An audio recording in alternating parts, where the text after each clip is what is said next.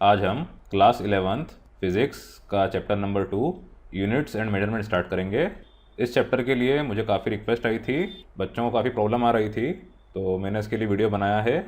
इसमें मैं आपको एनसीईआरटी के सारे एग्जाम्पल्स कराऊंगा, एनसीईआरटी के सारे exercise question including additional exercise, और इसके बाद एनसीईआरटी एग्जाम्पल के सारे क्वेश्चंस कराऊंगा।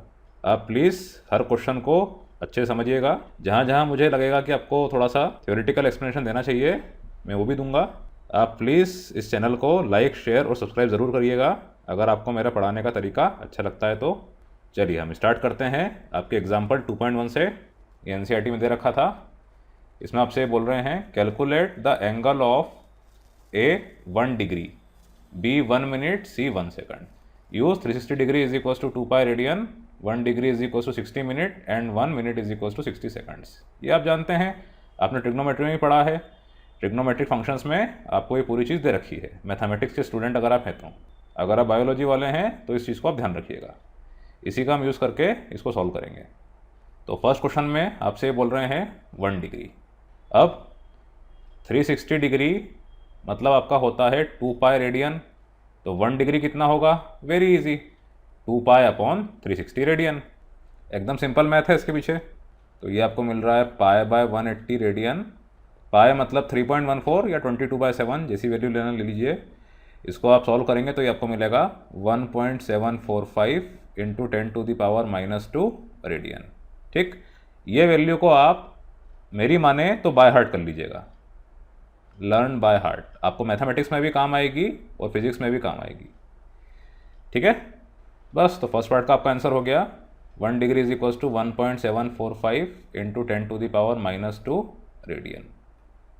देन सेकंड पार्ट, इसमें आपसे बोल रहे हैं 1 मिनट। ठीक है, ये भी इजी है। आप जानते हैं 1 degree is equal to 60 minutes.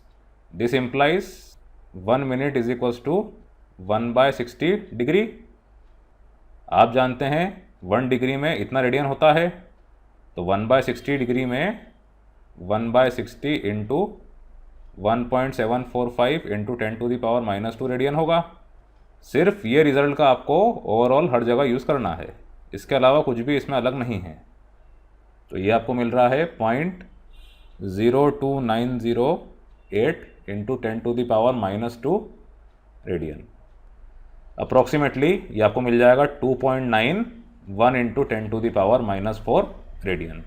ये आपके सेकंड पार्ट का answer. Then third part 1 second, ये भी इजी है। 1 डबल डैश, तो 1 मिनट में होते हैं 60 सेकंड्स। अभी आपने देख लिया कि 1 मिनट में आपके रेडियंस इतने होते हैं, इसी चीज़ का हम यूज़ करेंगे। 1 सेकंड में आपके 1/60 मिनट्स होते हैं, तो 1/60 मिनट्स में आपके रेडियन हो जाएंगे मल्टीप्लाइड बाय 2.91 इंटू 10⁻⁻4 रेडियन। तो ये आपको मिल जाएगा अप्रॉक्सीमेटली 4.85 इंटू 10⁻⁻6 रेडियन। ये तीनों आपके आंसर्स हैं। बहुत ही ईजी क्वेश्चन था। Then example 2.2, a man wishes to estimate the distance of a nearby tower from him. He stands at a point A in front of the tower C and spots a very distant object O in line with AC. He then walks perpendicular to AC up to B, a distance of 100 meter, and looks at O and C again. Since O is very distant, इसका ध्यान रखिएगा, O बहुत दूर है. The direction BO is practically the same as AO, but he finds the line of sight C shifted from the original line of sight by an angle theta 40 degree. Theta is known as parallax. Estimate the distance of the tower C from his original position A.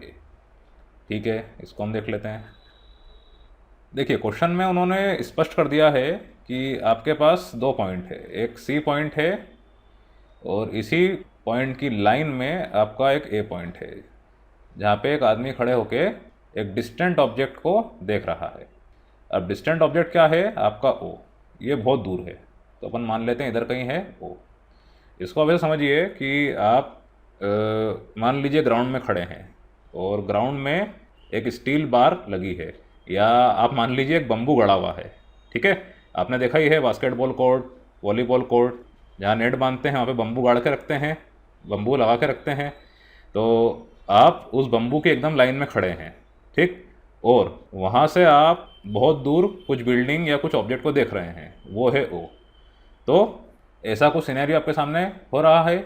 अब उन्होंने फिर आगे क्या बोला कि जब आप ए पर खड़े थे तो एसी लाइन के परपेंडिकुलर आप चले, इस तरह से चले कि आपका डिस्टेंस ए से बी तक हो गया 100 मीटर, ठीक। परपेंडिकुलर मतलब 90 डिग्री। अब जैसे आप बी पर आए, पहले आप यहाँ खड़े थे, यहाँ से आप इसको देख रहे थे ओ को, फिर आप यहाँ खड़े हैं, यहाँ से आप देख रहे हैं ओ को, तो आपने क्या पाया कि ए ओ और बी ओ का डायरेक्शन लगभग सेम है। ये बात भी क्लियर है। आप अगर कोई सी चीज़ को जो कि आपसे बहुत दूर है देखते हैं तो वो एक तरह से आपके लिए पॉइंट ऑब्जेक्ट की तरह काम करती है। वहाँ से अगर आपको कोई देखता है तो आप उसके लिए पॉइंट ऑब्जेक्ट हैं। आप ज़रा सा भी शिफ्ट होते हैं, मतलब यहाँ पे तो 100 मीटर हो रहा है, पर उस पॉइंट से अगर देखा जाए तो 100 मीटर भी बहुत कम है। 100 मीटर रिकॉग्नाइजेबल होगा अगर आप पास में रहेंगे, लेकिन आप बहुत दूर से देखेंगे तो 100 मीटर की कुछ बखत नहीं है, बहुत छोटा दिखेगा। इसीलिए यहाँ पे ए ओ और बी ओ लगभग सेम है। पर इन्होंने क्या बोला कि ए पे खड़े होकर जब आप बम्बू सी को देख रहे थे, स्टील रॉड सी को देख रहे थे, वो लाइन ऑफ साइट चेंज हो जाएगी बाय सम एंगल थीटा जब आप बी पर खड़े होंगे। तो ये क्या हो गई आपकी थीटा, और ये थीटा है आपका 40 डिग्री, ठीक। आई होप आपको समझ में आ गया होगा। तो जब ऐसा हुआ तो ओरिजिनल डिस्टेंस AC जो था वो कितना होगा ये आपको बताना है।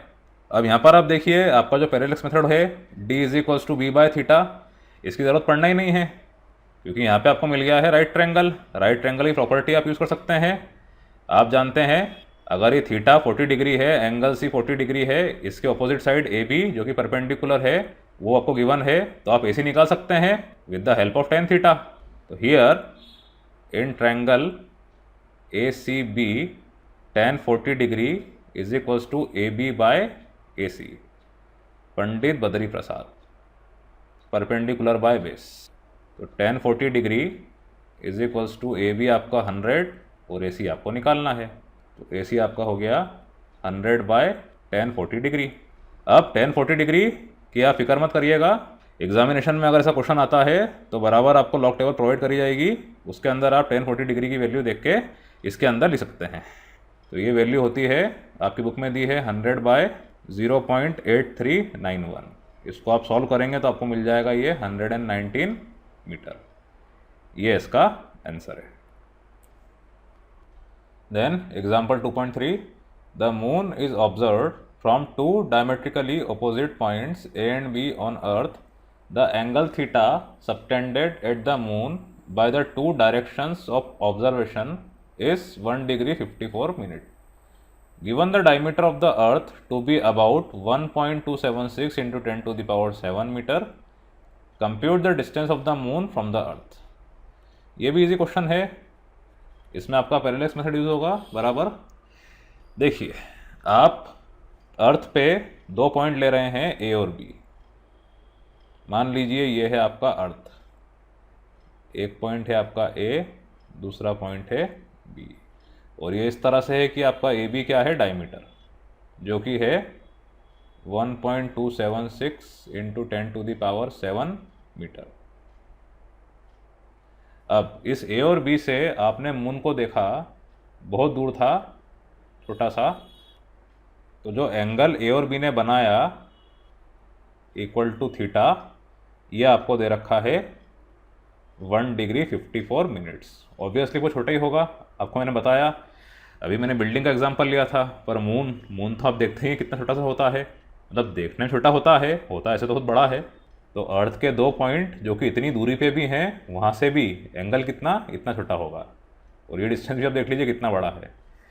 अब अगर ऐसा है तो compute the distance of the moon from the earth, इसको मान लीजिए आप सी, तो आपको ए सी निकालना है, क्योंकि ए सी और बी सी लगभग सेम ही होते हैं। अभी आपने देखा था डिस्टेंट ऑब्जेक्ट था आपका ओ, तो ए ओ बी ओ सेम था, तो यहाँ पे A C B C they are same. अब पैरेलक्स मेथड के हिसाब से ये आपका होता है diameter is equals to small b, ये distance equal to capital D, और ये angle theta. So D is equals to b by theta, ये आपकी थ्योरी में दे रखा है। चलिए अब हम वैल्यूज पुट कर देते हैं। वैल्यूज़ पुट करने से पहले आपको एक चीज़ और समझनी होगी, ये मैथमेटिक्स के स्टूडेंट्स जानते हैं, अगर आप बायोलॉजी वाले हैं तो इसका आप ध्यान रखिएगा कि डिग्री, मिनट्स, सेकंड्स, ये जो यूनिट है इसको आपको हमेशा रेडियन में कन्वर्ट करना है। अगर आप इसको लेंथ के साथ लेते हैं तो, लेंथ की यूनिट के साथ मल्टीप्लाई करते हैं, डिवीजन करते हैं, तो इसको आप डायरेक्टली इस तरह से मल्टीप्लाई डिवाइड नहीं कर सकते हैं, ठीक। और इसीलिए मैंने यहाँ पे दोनों वैल्यूज़ लिखी है। 1 डिग्री आपका होता है 1.745 इंटू 10⁻⁻² रेडियन, ये आपने देखा था, और 1 मिनट 2.91 इंटू 10⁻⁻4 रेडियन। आप इसमें से जो वैल्यू यूज़ करना चाहें वो कर सकते हैं। बेहतर ये रहेगा कि आप डिग्री और मिनट, तो इसमें डिग्री को भी आप मिनट्स में कन्वर्ट कर लें। 1 डिग्री मतलब कितना होगा, 60 मिनट्स प्लस 54 मिनट्स, ये आप जानते ही हैं। आमतौर की भाषा में मैंने बोला आपका टेस्ट है 1 घंटे 20 मिनट का, तो आप क्या करते हैं, 1 घंटा मतलब 60 मिनट्स प्लस 20 मिनट्स मतलब 80 मिनट्स का टेस्ट है। यही लॉजिक यहाँ पे भी लगेगा। तो ये आपका हो गया 114 मिनट्स, ठीक। मतलब 114 मल्टीप्लाइड बाय 2.91 इंटू 10⁻⁻4 रेडियन, ठीक। आपको मैं फिर बोल रहा हूँ, जब भी आप डिग्री को, एंगल की यूनिट को किसी लेंथ की यूनिट के साथ एसोसिएट करते हैं, एसोसिएट कैसे, मल्टीप्लाई या डिवाइड करते हैं, तो आपको हमेशा इसको रेडियन में कन्वर्ट करना होगा। अब डी क्या हो गया आपका, बी है आपका 1.276 इंटू 10⁻7 और थीटा आपका है 114 इंटू, तो ये आपको मिल रहा है 0.00384 इंटू 10⁻, ये माइनस और ऊपर गया तो 11। आपने सिग्निफिकेंट फिगर के हिसाब से लिखा तो ये हो जाएगा 3.84 इंटू 10⁸ मीटर, ये आपका आंसर है। Then example 2.4, the sun's angular diameter is measured to be 1920 seconds. The distance d of the sun from the earth is 1.496 into 10⁻11 meter. What is the diameter of the sun? ये बिल्कुल आपके 2.3 जैसा ही है, कुछ भी अलग नहीं है। इसमें मैं डायग्राम नहीं बना रहा हूँ, आप समझ जाइएगा। तो सॉल्व कैसे करना है, आप जानते हैं d is equals to b by theta. यहाँ पर आपको निकालना क्या है, स्मॉल b, क्योंकि आपको कैपिटल D दे रखा है। अभी आपने अर्थ और मून देखा, अब सन और अर्थ है, तो कैपिटल D की वैल्यू आपको दे रखी है, थीटा की वैल्यू आपको दे रखी है। यहाँ पर मैंने 1 सेकंड की वैल्यू रेडियन में क्या होती है लिख दी है। आप 1 minute, 1 second, 1 degree in terms of radian, इनको अच्छे से बाय हार्ट कर लीजिएगा। आपको सिर्फ वैल्यूज याद रखना है, 3 वैल्यूज़ है, उनको आप याद कर लेते हैं तो आप ये न्यूमेरिकल इजी गोइंग सॉल्व कर सकते हैं। चलिए, तो D कितना है आपका 1.496 into 10⁻11 metre is equals to b upon theta. ये कितना था आपका 1920 सेकंड था, तो 1 सेकंड इज इक्वल्स टू इतना रेडियन, तो मल्टीप्लाइड बाय 4.85 इंटू 10⁻⁻6 रेडियन। एक बार फिर, लेंथ के साथ डिग्री नहीं होगी, लेंथ के साथ रेडियन ही होगा। तो 1.496, तो ये वैल्यू आपको मिल रही है 13930.752 into 10⁻5 metre is equals to b. आपने सिग्निफिकेंट फिगर के हिसाब से इसको लिखा, तो 1.39 into 10⁻9 metre is equals to b, sun's diameter. ये आपका आंसर है। Example 2.5, if the size of a nucleus in the range of 10⁻⁻15 to 10⁻⁻14 meter is scaled up to the tip of a sharp pin, what roughly is the size of an atom? Assume tip of the pin to be in the range of 10⁵ meter to 10⁻⁻4 meter. अच्छा question है, ये conceptual question है, और इसका जो answer है मैंने as it is आपकी बुक में से कॉपी पेस्ट कर दिया है। आपको मैं इसको डायग्रामेटिकली एक्सप्लेन करूँगा, बाकी थ्योरी आप ये लिखिएगा जो आपके आंसर में दे रखी है बुक में। देखिए, इनका कहने का मतलब क्या है, साइज ऑफ द न्यूक्लियस। आप जानते हैं आपका एटम ऐसा होता है गोल शेप का, इसके बीच में ये पॉजिटिव चार्ज वाला न्यूक्लियस होता है। क्योंकि मैं केमिस्ट्री पढ़ाता हूँ, मुझे बार बार डायग्राम बनाना पड़ते हैं बच्चों को समझाने के लिए, तो मुझे याद है। अब ये जो न्यूक्लियस है पॉजिटिव चार्ज वाला, इसका इन्होंने आपको साइज दे रखा है।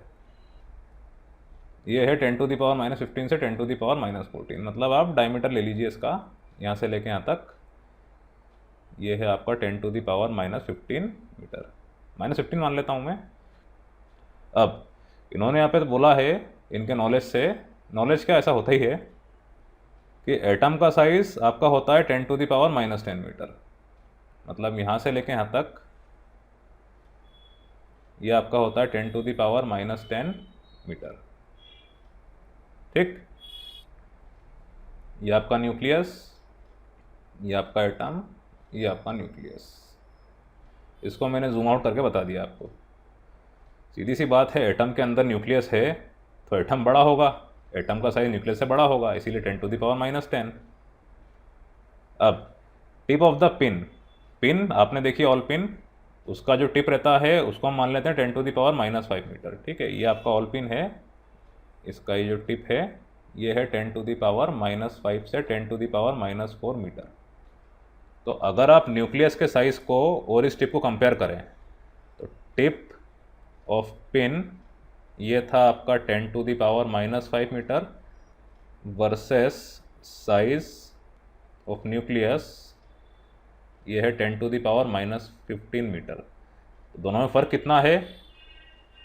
10⁻10 का है, क्योंकि 10⁻15 में अगर आप 10⁻10 को मल्टीप्लाई करेंगे तो आपको 10⁻5 मिलेगा, जो कि है टिप ऑफ द पिन। तो स्केलिंग फैक्टर क्या हो गया इसका? 10⁻10। ठीक, अब अगर ये टिप, ये जो पिन है, इसका जो ये पॉइंट है ये 10⁻5 मीटर का है, अगर ये कहीं एक कार्डबोर्ड, गोल कार्डबोर्ड में लाया करता है, जैसे मान लीजिए आपके पास एक बड़ा सा कार्डबोर्ड है और यहाँ पे ये आपका टिप है, जिस तरह से मैंने एटम बनाया, न्यूक्लियस बनाया, उस तरह से कार्डबोर्ड बना दिया, बड़ा सा स्फीयर बना दिया, ये समझ लीजिए आप, सबसे बढ़िया कार्डबोर्ड तो क्या, गोल शेप का स्फीयर बना दिया, उसके अंदर ये मैंने पिन रख दिया। तो ये जो आपका स्फीयर है ये कितने मीटर का होगा, इसका साइज़ क्या होगा, ये आपको बताना है। तो देखिए कितना ईजी हो गया ये आपका था टिप, जो कि था 10⁻⁻5 मीटर का, न्यूक्लियस से 10⁻10 टाइम्स बड़ा। अब इस न्यूक्लियस को आपने कंपेयर करा इस टिप से, तो इस एटम को आपको कंपेयर करना है इस स्फीयर से। तो एटम का साइज कितना दिया इन्होंने थ्योरी में? 10⁻10। तो साइज 10⁻10 और स्केलिंग फैक्टर आपने निकाल लिया अभी 10⁻10। इसको आप एक दूसरे तरीके से भी निकाल सकते हैं। अगर आप 10⁻5 डिवाइडेड बाय 10⁻15 कर दें तो ये आपको मिल जाएगा 10⁻10। ये आपका स्केलिंग फैक्टर है, और जनरली आप देखकर ही समझ रहे हैं -5 -15, तो 10⁻10 इतने टाइम्स बड़ा है, तो ये चीज़ यहाँ पे भी करना है। तो साइज ऑफ स्फीयर ये कितना हो जाएगा? 10⁻10 इंटू 10⁻10, मतलब ये हो गया 1 मीटर। तो एटम 10⁻10 मीटर का, तो साइज ऑफ स्फीयर 1 मीटर का, न्यूक्लियस 10⁻15 मीटर का, तो टिप 10⁻5 मीटर का। तो देख लीजिए आप, आपकी थ्योरी में उन्होंने ये दिया था। Thus a nucleus in an atom is a small in size as a tip of a sharp pin placed at the centre. आपने कंपेयर कर लिया सेंटर में न्यूक्लियस, एटम के सेंटर में पिन का टिप स्फीयर के, तो placed at the centre of a sphere of radius about 1 metre long. अब इसमें एक डाउट उठता है कि आपने तो डायमीटर ले लिया, यहाँ पर ये रेडियस ले रहे हैं, कोई दिक्कत नहीं है, आप डायमीटर लें, रेडियस लें, रेडियस डायमीटर में इतना फ़र्क नहीं होता है, सिर्फ 1/2 फैक्टर का फ़र्क होता है। जैसे आपका डायमीटर है 1 × 10⁻−10 मीटर, तो रेडियस क्या होगा? 0.5 × 10⁻−10 मीटर। आपका जो फैक्टर है बड़ा वाला वो तो वही रहेगा, बस यहाँ पे क्वांटिटी थोड़ी चेंज होगी। ठीक, तो इन्होंने इन जनरल, क्योंकि हम रेडियस लेके चलते हैं, यहाँ पे sphere of radius about a metre long लिख दिया है। यहाँ पे आपका डायमीटर आया था 1 मीटर, कोई दिक्कत नहीं, रेडियस क्या आ रहा है? 0.5 मीटर, तो approximately it is near the metre. आपको वहाँ पर ये सब लिखकर नहीं आना है, डायग्राम वगैरह नहीं बनाने हैं, डायग्राम सिर्फ और सिर्फ आपके अंडरस्टैंडिंग के लिए थे। आपको एनालॉजी समझ में आ गई, एटम के अंदर न्यूक्लियस, स्फीयर के अंदर टिप, बाकी थ्योरी आप एज इट इज़ लिख दीजिएगा। ये इसका आंसर है।